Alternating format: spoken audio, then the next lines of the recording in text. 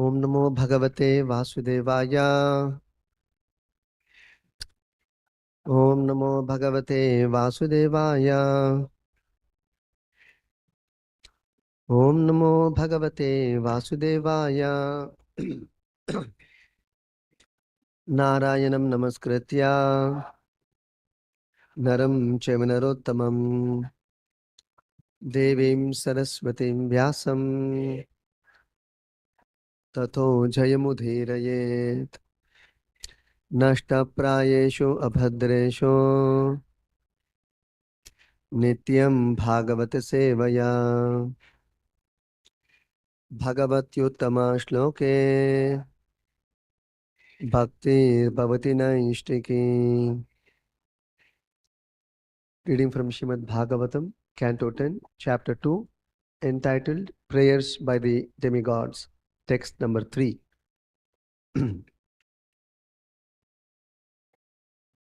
Te Pidita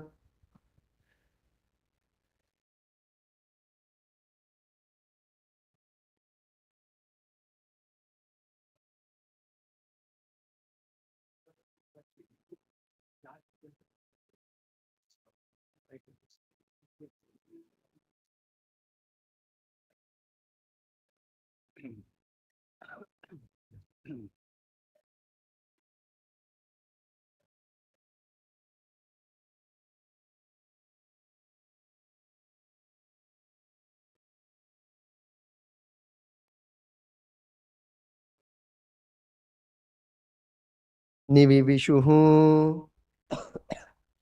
Te Pidita Nivivishuhu.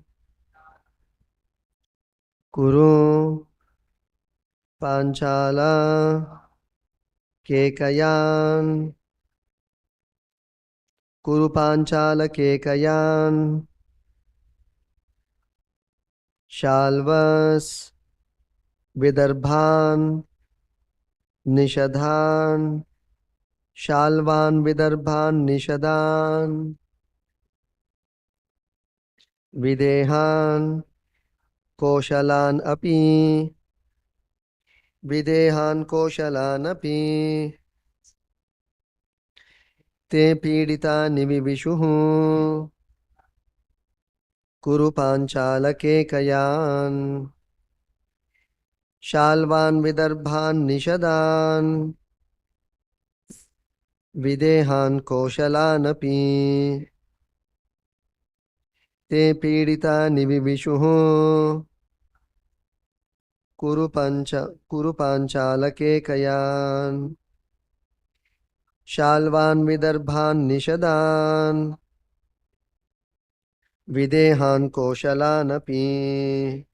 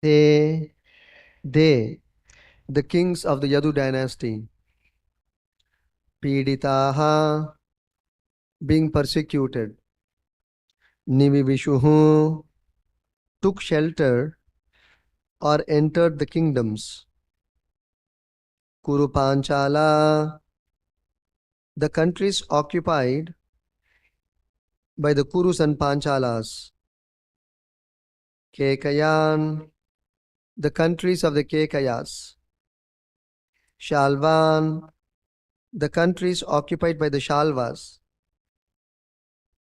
Vidarbhan, the countries occupied by the Vidarbhas. Nishadan, the countries occupied by the Nishadas. Videhan, the country of Videha. Koshalanapi, as well as the countries occupied by the Koshalas. Translation by His Divine Grace, Srila Bhaya Charanarvind Bhakti Vedanta Swami Srila Prabhupada Ki Jai. Translation.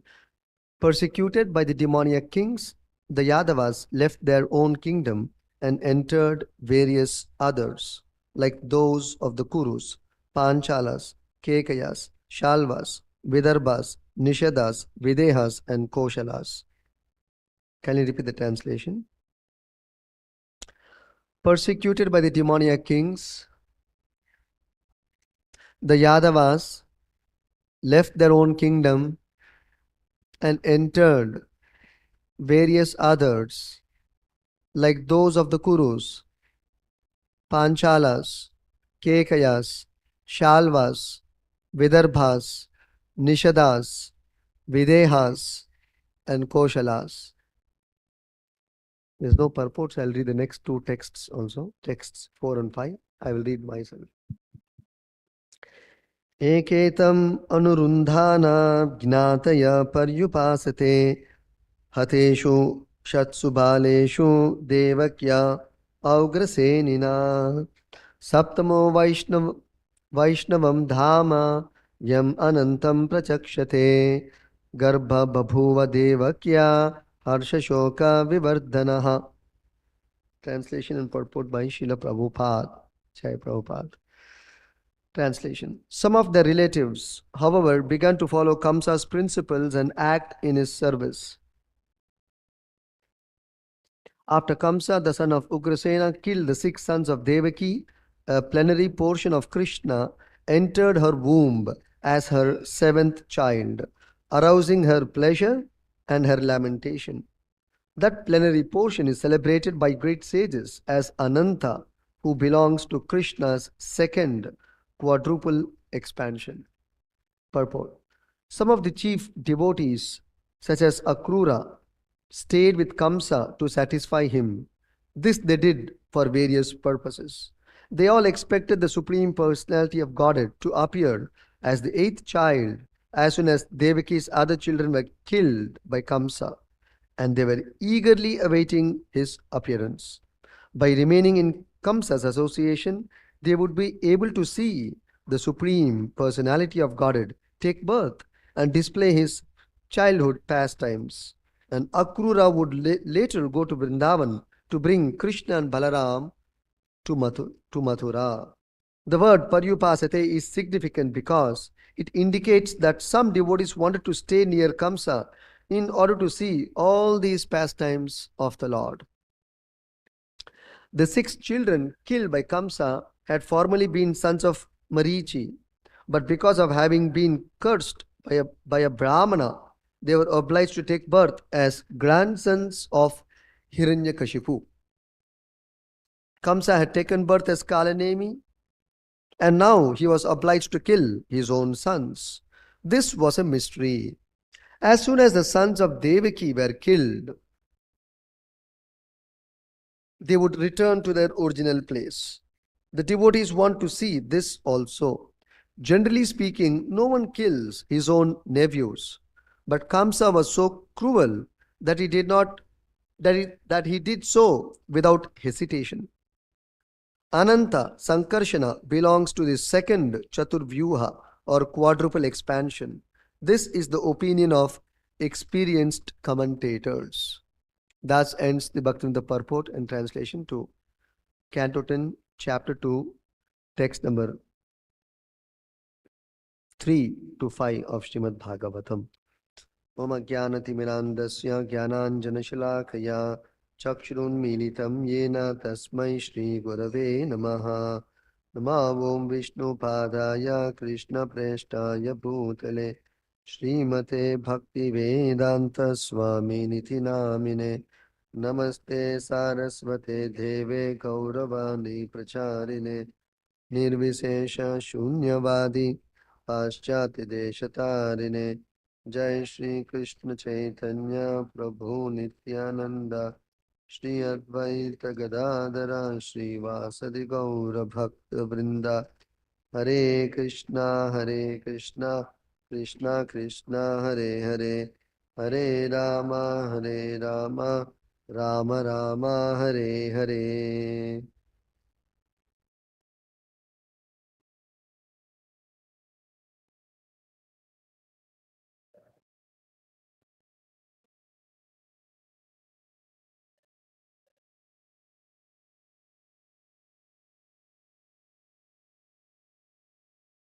Pidita.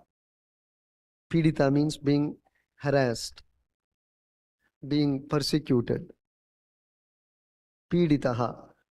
So being uh, persecuted by the demoniac kings headed by Jarasandha and Kamsa, they, the kings of the Yadu dynasty, Nivivishuhu, they left their own kingdoms for their safetyness, and Nivivishuhu, they took shelter of other kingdoms like Kuru, the kingdom of the Kurus. So that means they left their own kingdom and then they went to other kingdoms for protection and shelter. Kuru, Panchala, the kingdom of the Panchala, Kekayan, the kingdom of the Kekayas, Shalva's kingdom, Vidarbha, the kingdom of Vidarbha, the kingdom of the Nishadas, Videhas, and the kingdom of the Koshalas.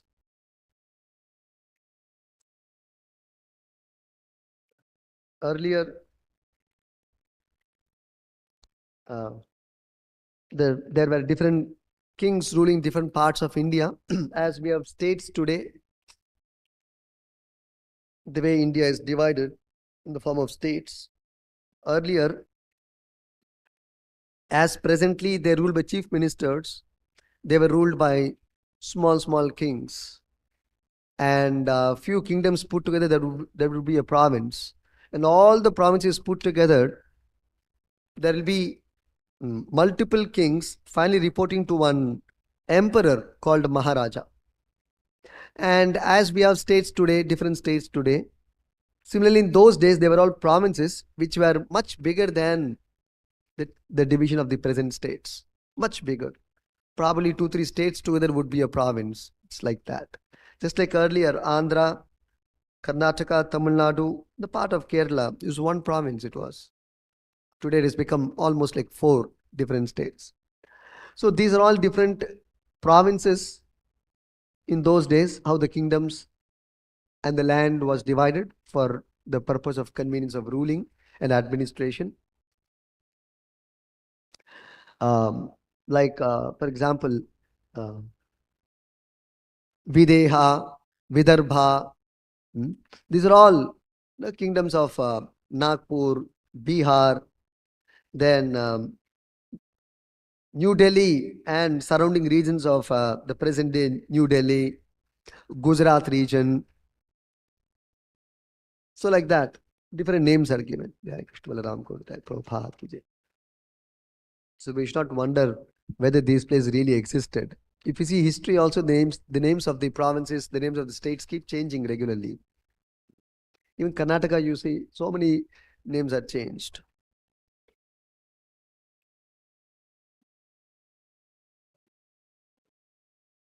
Like Gulbarga, now they're calling it Kalaburigi, they're calling. It's completely changed. Like originally the place called Prayagraj, later on became Allahabad. Taken from the term Allahabad. We'll not go to the history of that now. But then it was Allahabad, then became Allahabad. And originally it was actually Prayagraj. Today it has come back to its original name.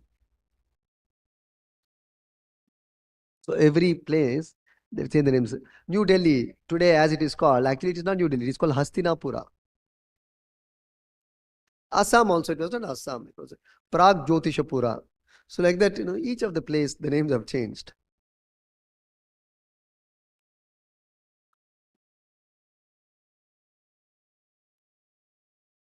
So no wonder that the names have changed. But in earlier days, the names were very relevant and very meaningful. Why the particular names are kept? Hmm? Just like Kuru, here it is said Kurus, the kingdom of the Kurus, because there was a king by name Kuru, very, very famous king by name Kuru, a great devotee of Lord Krishna.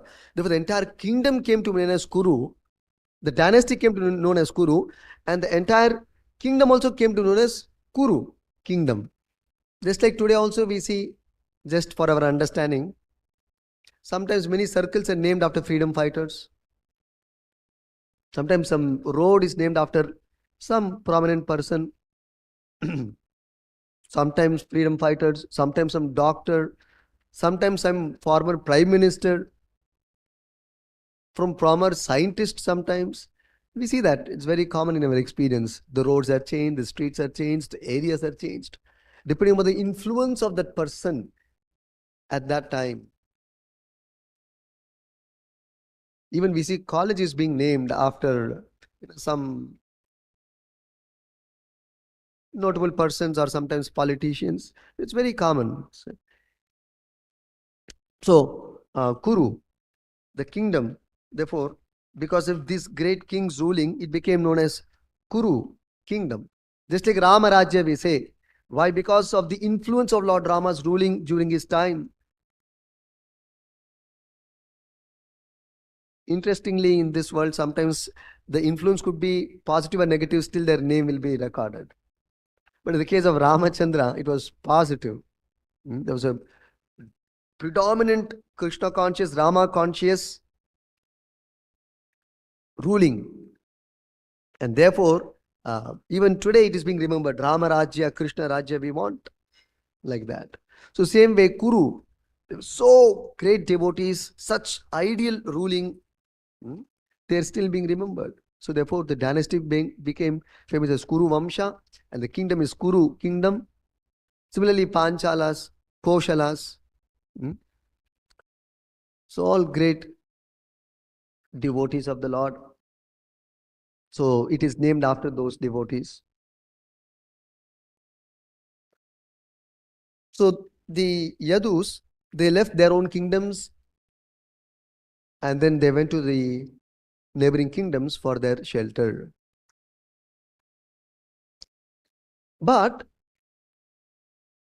the next verse, Shukadeva Goswami continues, but eke gyatayaha, some of the relatives,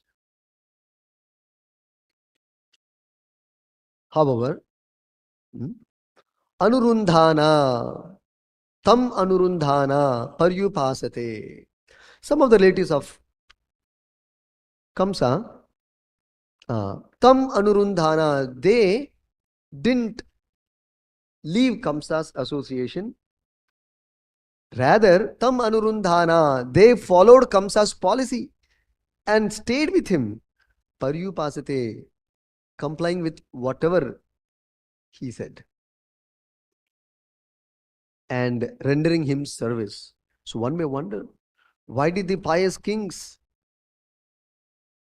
stay with Kamsa and further agree to his policies and further assist him? Why did they do so?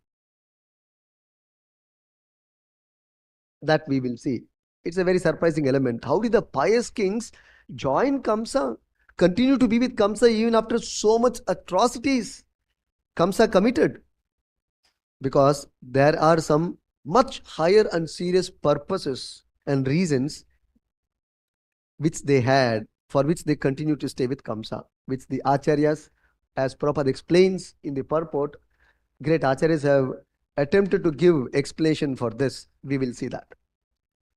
So, Eke Kyatayo, some of the relatives, Tam Anurundhana Paryupasate, continue to stay with Kamsa and agree for all his atrocious activities and act in his service. Then what happened? So the Kamsa's atrocities are stated here. Uh, Augrasenina. Augrasenina means the son of Ugrasena. That means Kamsa. So Augrasenina Kamsa.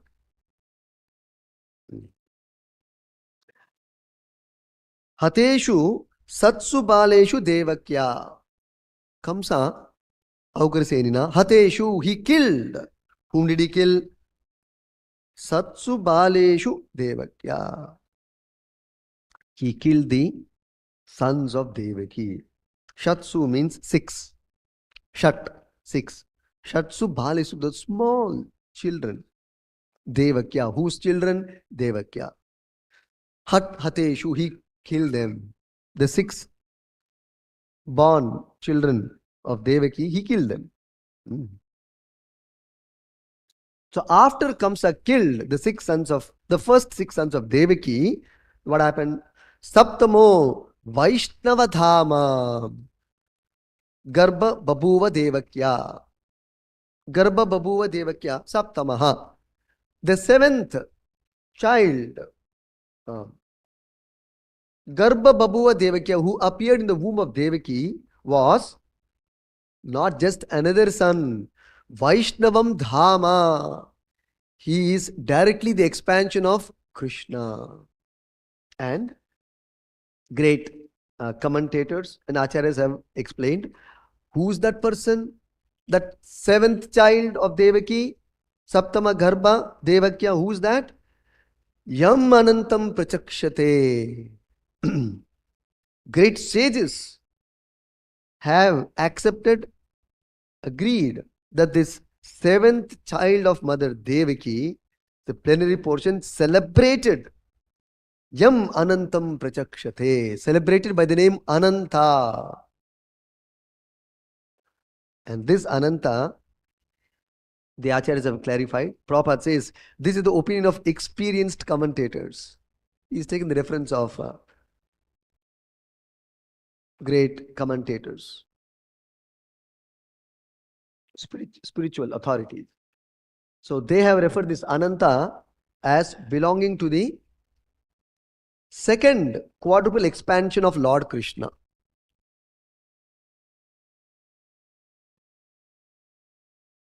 The second Sankarshana's second quadruple expansion is Ananta. So, Yam Anantam Prachakshate, but Harsha Shoka Vivardanaha. When this Ananta made his appearance in the womb of Mother Devaki, she should have been happy. Yes. So Harsha. But Shukadeva Goswami says, Shoka. This child was also the cause of lamentation. Vivardanaha. This child brought about jubilation for Mother Devaki and Vasudeva, and also lamentation for Mother Devaki and Vasudeva. Why? Because the child is born naturally, the mother is very happy. That too is Ananta. See, Mother Devaki, whom all she gave birth to? She gave birth to Krishna. She gave birth to Ananta. Not ordinary woman. Not easy. And even the first six sons who took birth, they were also not ordinary. They were the grandsons of Lord Brahma and the sons of Marichi.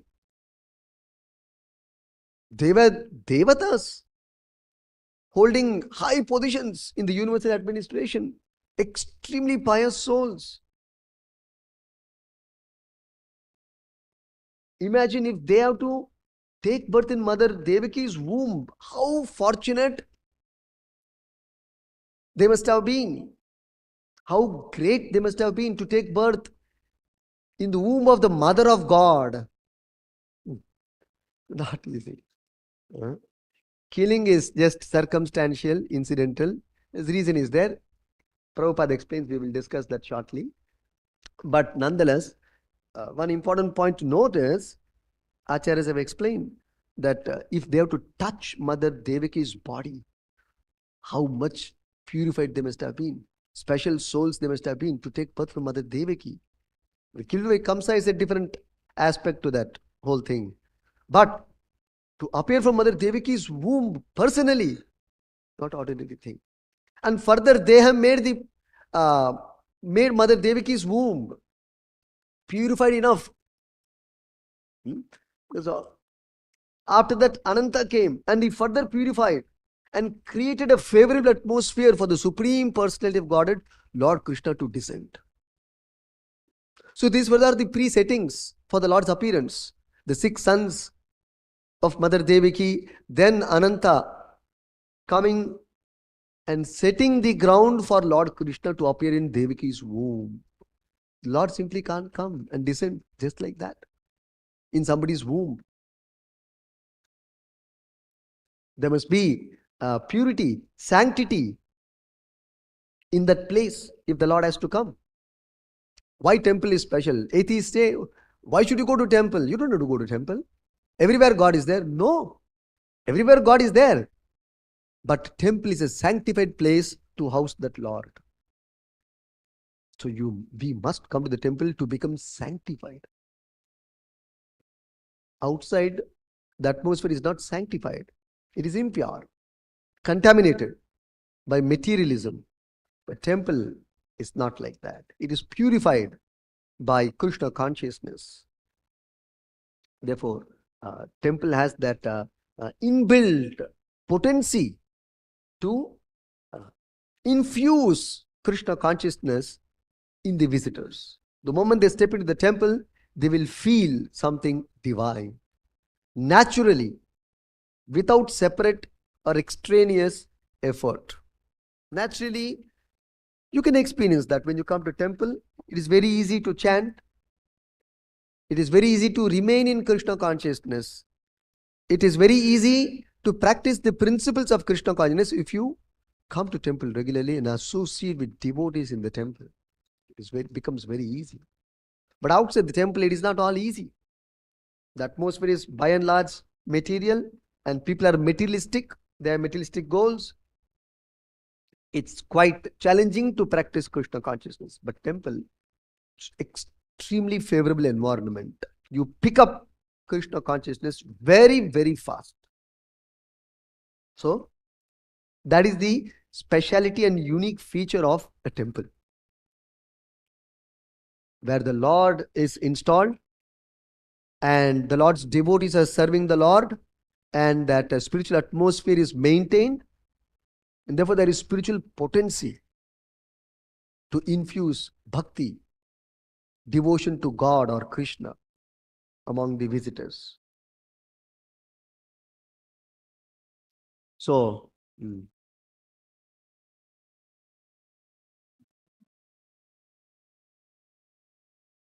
so the 6 sons and Ananta came preparing the ground for Lord Krishna to descend. So that makes it very special. And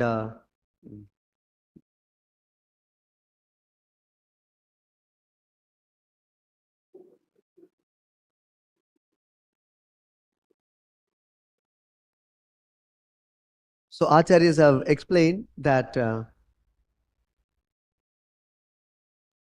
this Ananta is the second quadruple expansion of Lord Krishna. First of all, there is Lord Krishna, the original personality of Godhead. And from Krishna, there comes the first expansion of Lord Krishna, Lord Balaram is the first expansion of Lord Krishna. And from Lord Balaram, there is the first Chaturvyuha called Vasudeva, Sankarshana, Pradyumna and Aniruddha. What is this Chaturvyuha?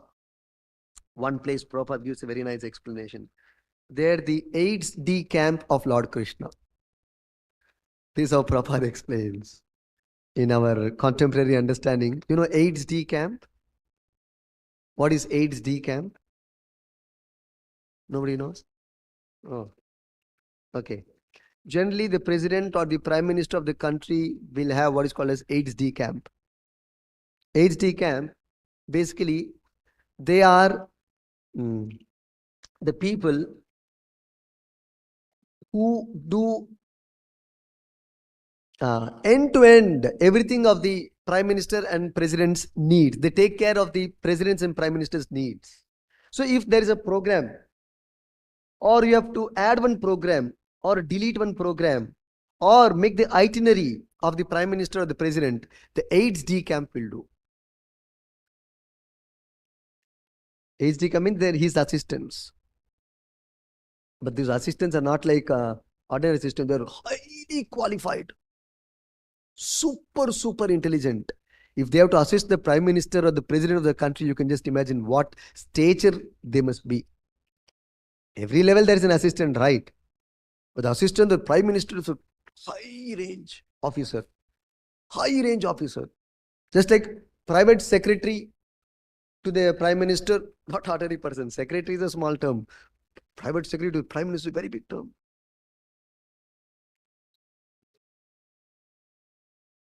So if the prime minister's program is fixed, then they will come 1 month, 2 months before. The team will come, study the whole thing, analyze the whole area, movement, program detail, every minute detail, how the prime minister will come, how he will land, who will pick him up, who will be there to pick him up, who must be there, who cannot be there, who can be there.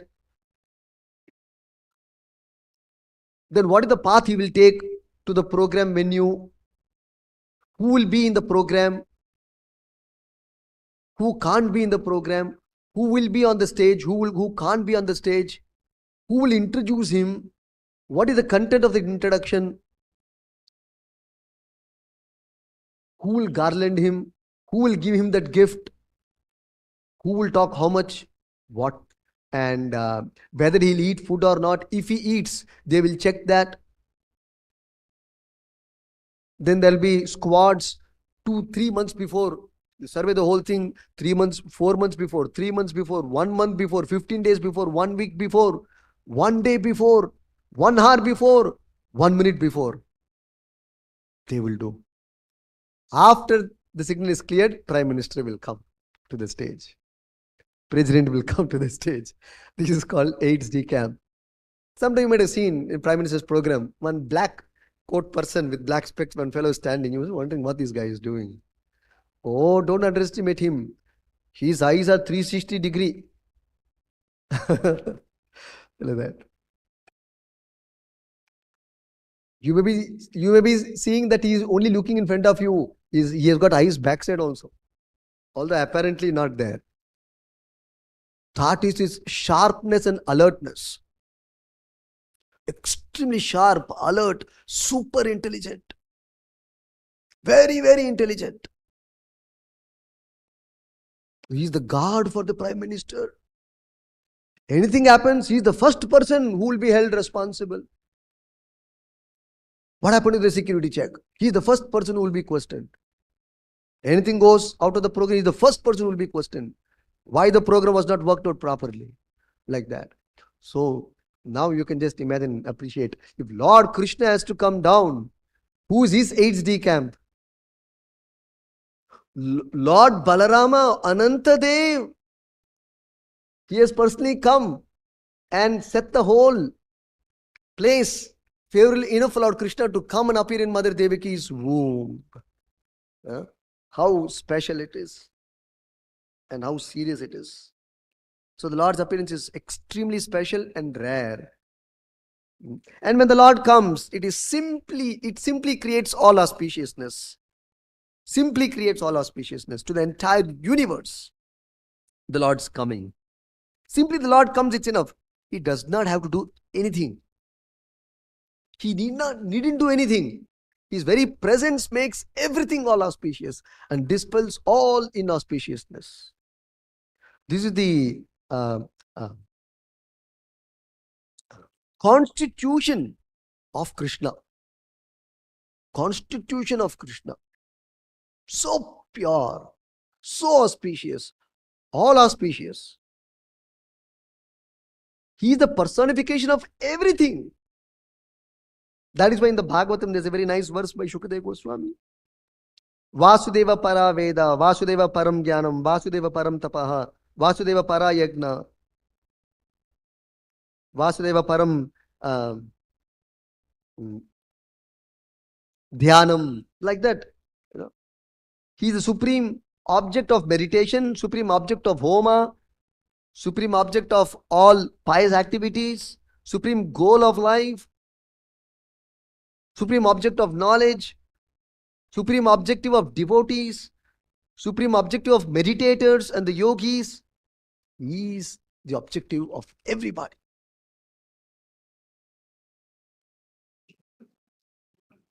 It is he who actually blesses a jnani, a karmi, a yogi, a materialist, a tapasvi,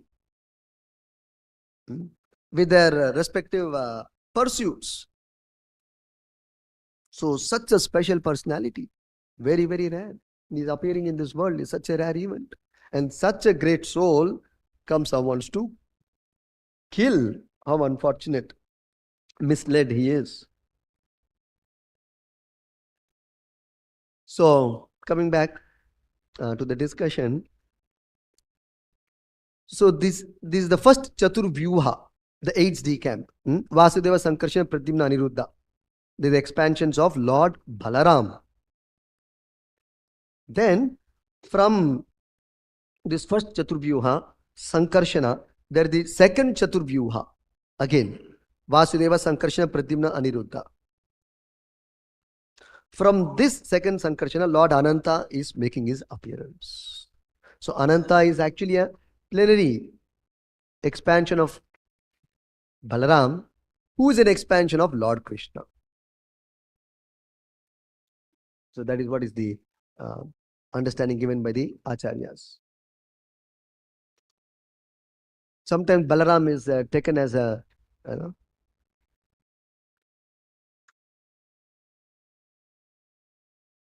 Shakti Avesha avatar. It depends on from which perspective we try to understand, but actually, Mula, if we analyze, Balarama is the first expansion of Lord Krishna, the supreme personality of Godhead. The same as Lord Krishna with no difference between Krishna and Balaram. Both are same. In fact, one place Prabhupada explains, Krishna and Balaram actually both are same in all aspects except in terms of complexion. Lord Krishna is transcendently black, and Lord Balaram is transcendently white.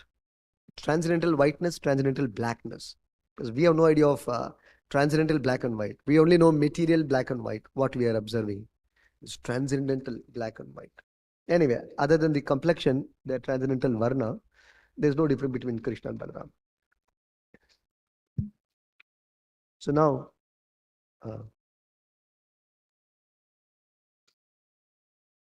coming to the mystery, why did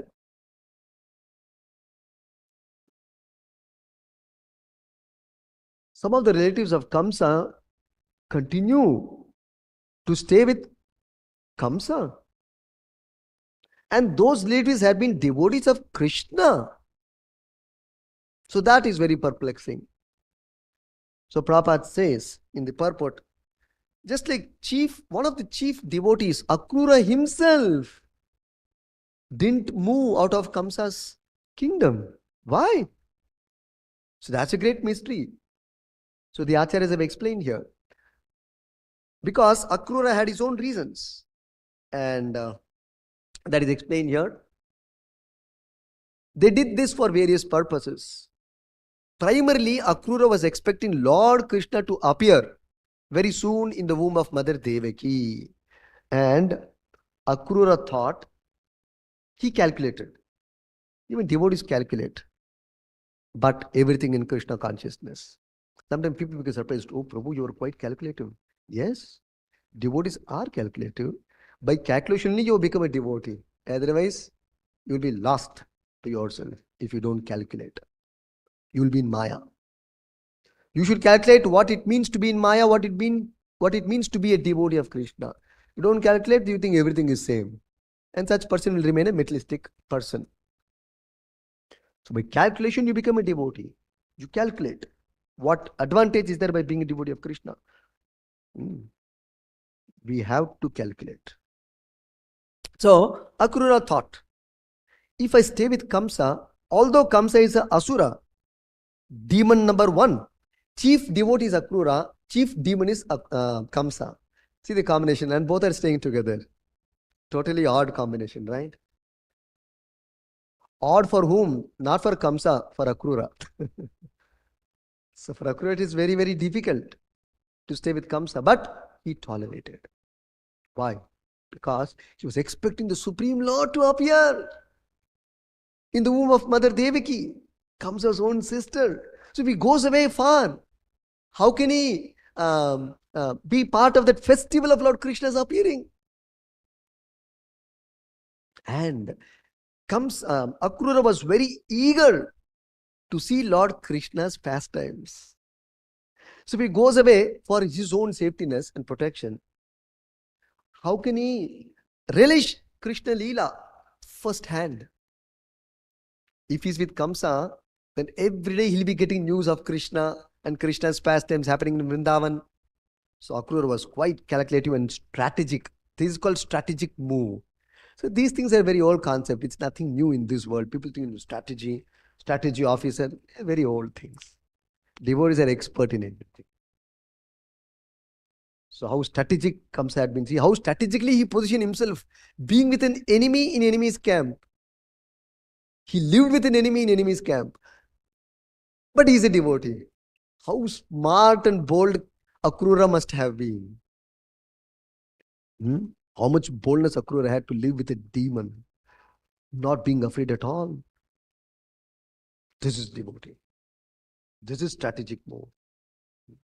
So he had his own purpose to see the Lord's pastimes and relish them. From his birth, he wanted to see all the pastimes.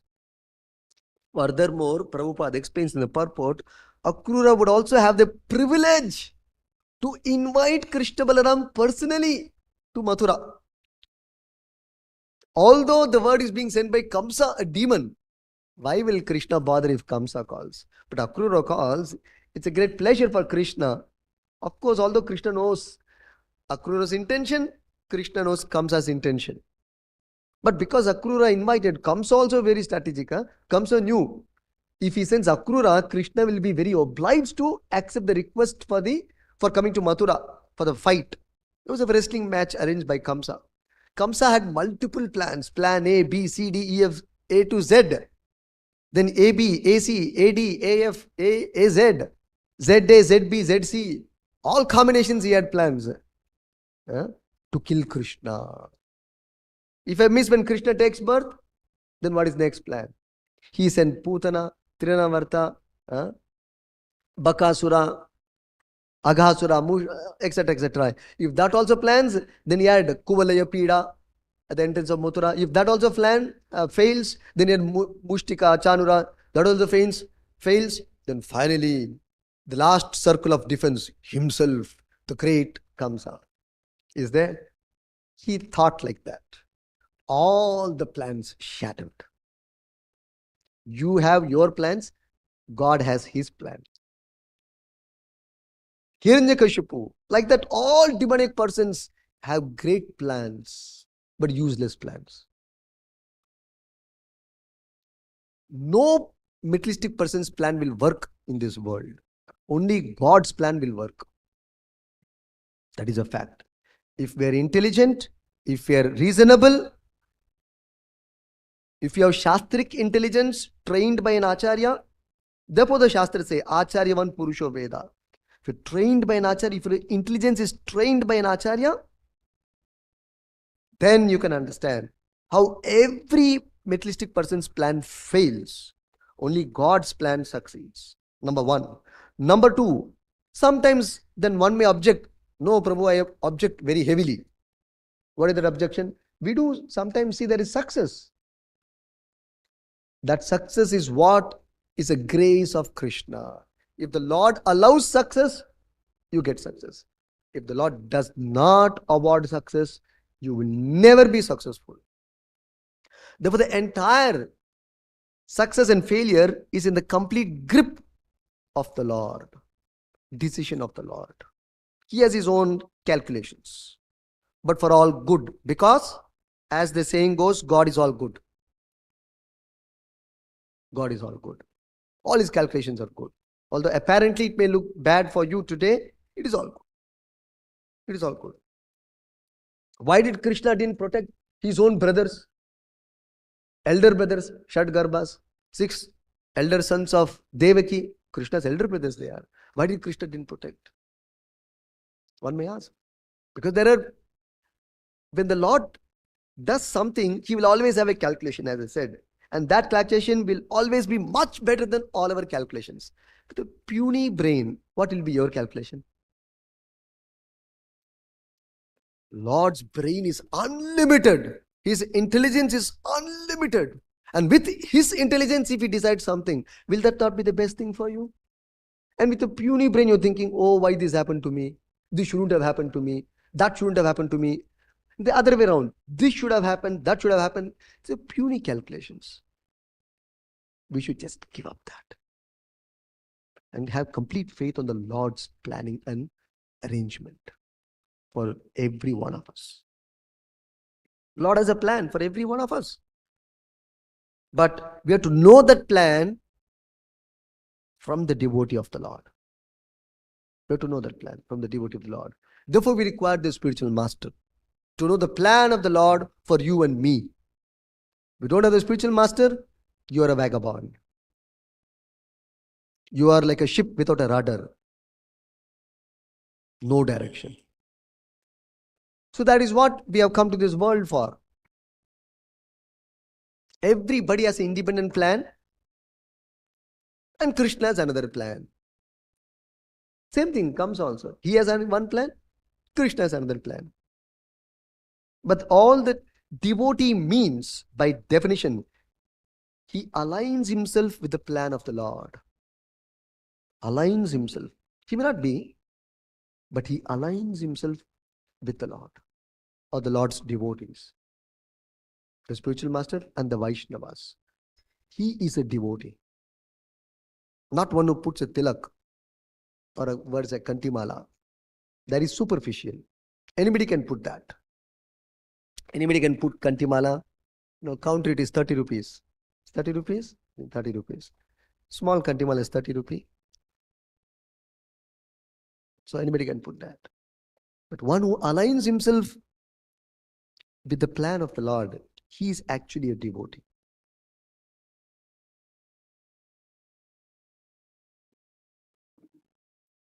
He is called a matpara devotee of the Lord.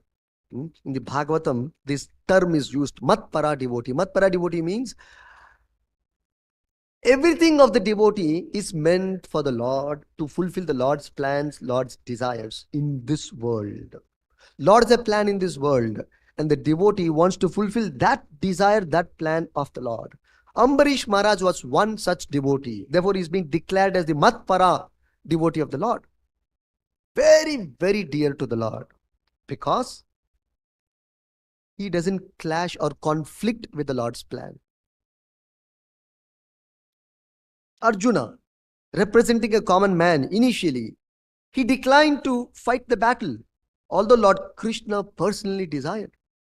But Arjuna was in ignorance initially. Later on, when he understood it was Krishna's desire to arrange this battle, immediately he corrected himself, apologized, and then he accepted the will of the Lord, the order of the Lord, as all in all. Karishye vachanam tava. Finally, Arjuna surrendered to the Lord's will. This is a devotee. One place Prabhupada explains. Rasa Leela. One very nice explanation Prabhupada, our Acharya, gives. What is Rasa Leela? One of the explanations. Shukadeva Goswami describes in the Bhagavatam 10th canto, Rasa Leela actually is a dance with group of people. In this case, it's a group of devotees. So Krishna performed his transcendental dance, which even devatas were bewildered. Their hairs were standing on end. Actually, Krishna's dance is extremely special. You can't even see Krishna's dancing with his devotees. Very rare, very rare event. Very rare event. Ordinary persons cannot see the Lord's dancing with his devotees. And especially Krishna dancing with the gopis is an extremely sacred, divine dance. So ordinary persons cannot see. Forget ordinary persons. Even rishis and munis cannot see the dance of Krishna with the gopis. You only have to be a pure devotee of Krishna, following the footsteps of Chaitanya Mahaprabhu and Madhavendra Puri to be able to see the rasa dance. You cannot see otherwise. So, how does this rasa dance happen? There is a lead dancer. This is explained in the Krishna book actually. Sometimes we miss out all these finer details. We will say, no, I know everything. Actually, so many minute details will be there if you read carefully. So the lead dancer, and when that lead dancer puts a step, rest of the group members will dance in the same way, in the same pattern. This is called group dance or Rasa Leela. So in this case, coming to our context, Lord Krishna is performing the Rasa Leela. So when Krishna is putting a step, the gopis are in sync. They're following the same pattern, same step. And Krishna is playing the flute, then you have to dance in a certain way. And they're not dancing the way they want, they like. So when Krishna puts a step, they follow in the footsteps of Krishna. Just like Sarigama Padani is a musical note, right? And for each of that musical note, there is a particular step by portraying it in the form of a dance. For Sa, there's a particular step, Ri, Gama, Padani, so on. Then combination of that, Sa, Sa, Ri, Ri, Ga, Ga, then Sariga, the different combinations are there. Jantaswara, different combinations. Then there is steps are there for that. And because the Lord is playing the flute in the Rasalila and he is dancing, the gopis simply follow the Lord. This is Rasalila. Now Prabhupada explains the gopis were in perfect sync with the Lord. However, the Lord wanted them to dance, they were dancing for the Lord's content and pleasure and satisfaction. They are not dancing for their sense gratification. This is the difference. We are dancing for our sense gratification. We are singing for our sense gratification. We're eating for our sense gratification. We're acting for our sense gratification. But the gopis, they're eating, acting, dancing, sleeping, singing, dressing, even putting makeup. That's described in the Krishna book. They would do nice makeup and come, it seems. But for what? Because it is pleasing to Krishna. But I put makeup, why? To attract somebody. It is out of lust. It's a manifestation of lust. The gopis are not dressing nicely. I dress nicely. Why? Because my stature will go high. People will respect me. They look me in a different, my profile goes different. So much of self-centeredness is there. The gopis are dressing very nicely, very meticulously also. Why? So that Krishna is happy. Krishna is satisfied. For Krishna's pleasure and satisfaction, they are dressing nicely, they are putting makeup, they are putting a garland, whatever. They are singing all these things for the pleasure of the Lord. So they're in perfect sync with the Lord. They don't have their personal agenda. Even in terms of their service to Krishna, the way Krishna wants, what Krishna wants, that is what they are offering. Not that I want to do this, let me do this. That is the 3rd chapter of Bhagavad Gita, called Karma Yoga. What is Karma Yoga? This is my karma, this is my inclination, this is my desire, this is my interest. Okay, a result of that I'll give to Krishna. This is Karma Yoga. What is Bhakti Yoga? No. Of course, Karma Yoga also means only a part result I give, not the whole. But Bhakti Yoga, not that is my interest or I like or I want to do, what Krishna wants. Let me find out. What Krishna wants me to do for him. Let me find out that. How do I find out? From the spiritual master, from the Vaishnavas. The Prabhupada said, I've set up this Krishna consciousness movement. And the direction of Krishna, the desire of Krishna will manifest through this ISKCON movement. When I'm no more in this world. When I'm there in this world, I will tell you directly, do this, do this, do this. I'm not there, then I have set up this movement and there are spiritual authorities and the governing body I have constituted and we follow them and you will get your direction transcendentally. transcendentally, provided you follow the system sincerely. You will get your direction from Krishna, what Krishna wants you to do. So, so Bhakti Yoga means I find out what my authority wants me to do. My spiritual authority wants me to do. What my guru wants me to do is what Krishna wants me to do. I find out. That is Bhakti Yoga. No reservations, number one. And fully offer oneself, not part. 5% for me, 95% for me, 5% for Krishna, or 90-10. You can't make a bargain there. That is Karma Yoga. Bargaining means Karma Yoga. Okay, 50-50 for my society, for my family, and balance for Krishna. It is called bargain. That's Karma Yoga. Bhakti Yoga is no bargaining. 100% for Krishna. What is after all your family and society? Outside Krishna's family and society. Everything is Krishna's family. Everything is Krishna's society. If you mature in this understanding, that is Bhakti Yoga. What is outside of Krishna's family? Please tell me. Prabhu, my wife, Prabhu. Who is your wife? It is Krishna's child. Krishna has sent you. Who is your child? Krishna has given you the child. It is Krishna's sent, Krishna's arrangement. So there's a higher level of understanding of Krishna consciousness. Then we don't have any separate program. If it is Krishna's family, Krishna's society, everything Krishna's, then I should go by Krishna's plan. Krishna has a better plan, as we discussed also. So the devotee is fully ready for accepting the Lord's plan, coming down in the parampara system, in the ISKCON movement, through Acharya, to the governing body members, to the Vaishnavas, we get our direction. So, gopis, without any reservation, they gave themselves to the service of the Lord. Therefore, they're the best devotees Chaitanya Mahaprabhu has certified. Ramya Kajit Upasana Vrajavadu Vargena Ya Kalpita. This is the exact reference from Chaitanya Mahaprabhu's own words.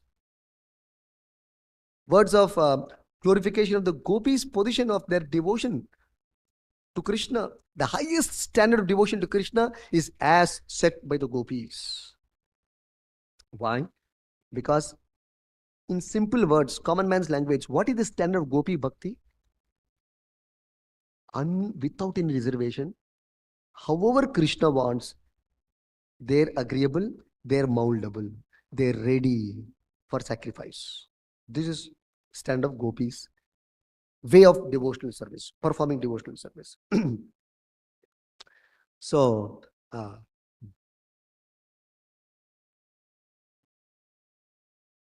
this is Rasa Leela, actually, in spirit. Prabhupada also gives an example, coming to the same Sarigama Padani example. Suppose there's a singing with dance, or a dance performance along with singing. So there is a singer, he is singing Sa, and the dancer is putting the step for Re. Singer is singing Re, and the dancer is putting a step for Na. Whole program is disturbed. Whole performance is disturbed. Isn't it? Because a very bad experience, bad performance. The singer is singing one way, the dancer is dancing his own steps. It's totally wrong. Totally not in sync. Like that, Prabhupada explains, when Krishna wants us to do something, we have another plan. Krishna says Sa, I will say no, Re Krishna. Krishna, okay, Re you do. No, I'll do Sari Ga, I'll do Ga. Krishna says Ga, no, Ma.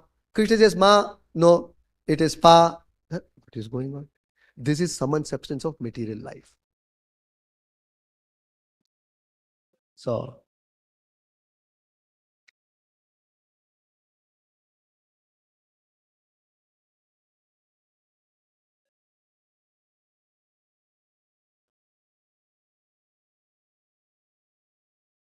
on the other hand, devotees like Akrura,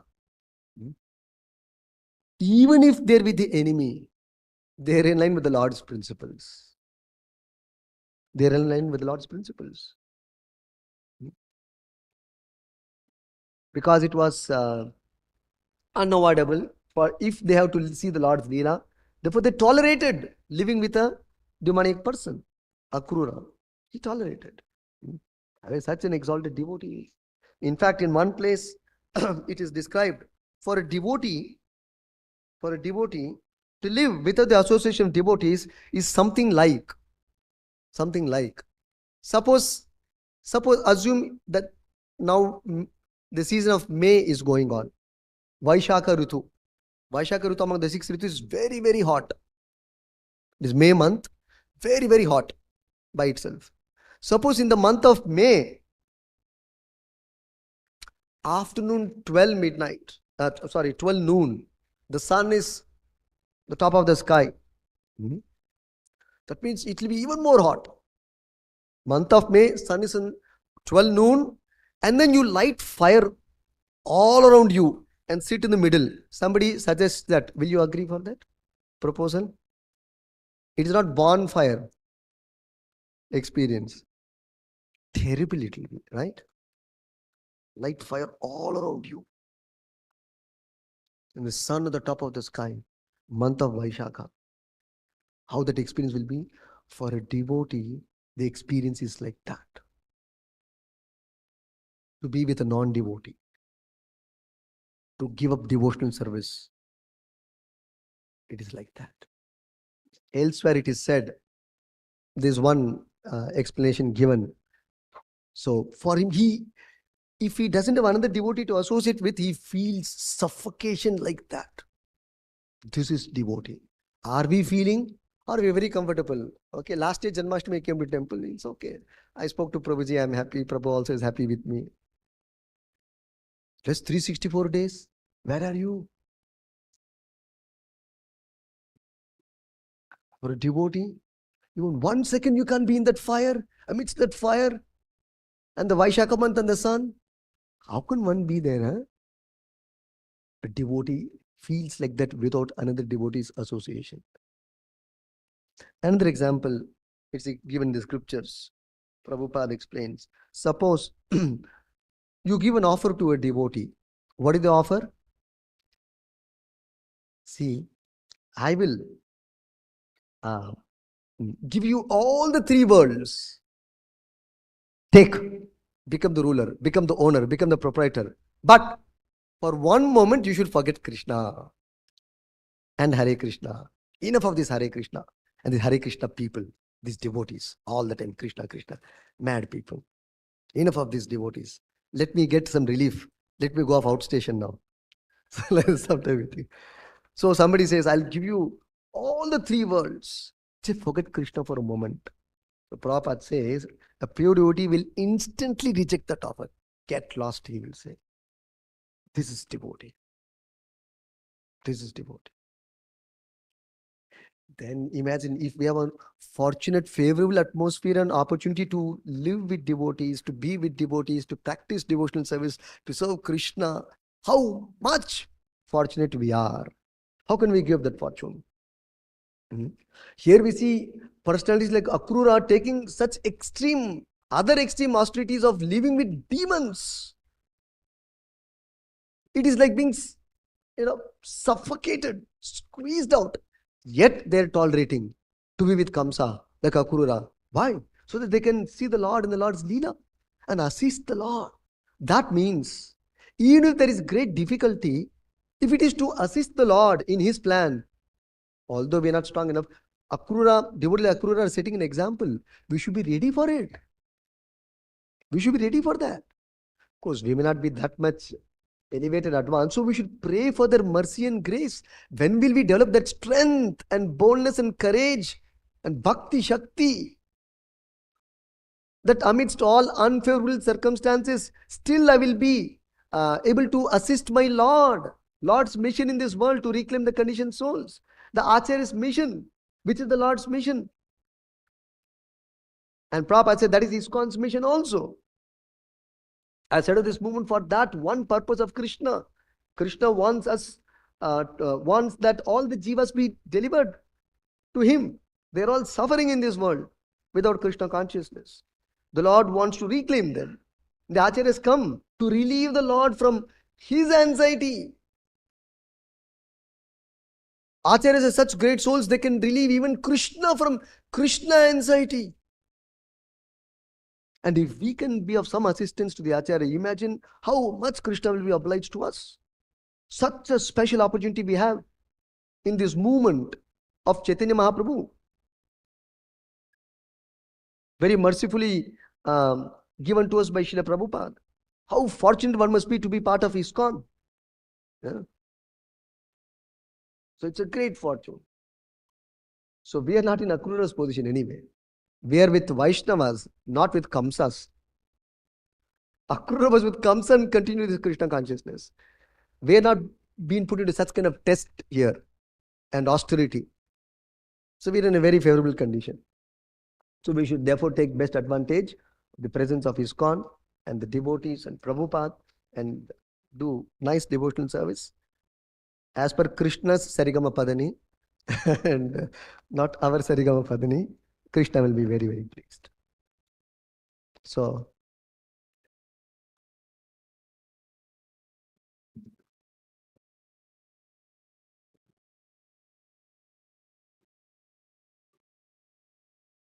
we will see later how Shukadeva Goswami continues describing how the Devatas, recognizing the Lord's presence, will offer prayers, wonderful prayers. Very soon that will follow. I'll stop here. ग्रंथराज Shrimad Bhagavatam की जय, श्री प्रभुपाद की जय.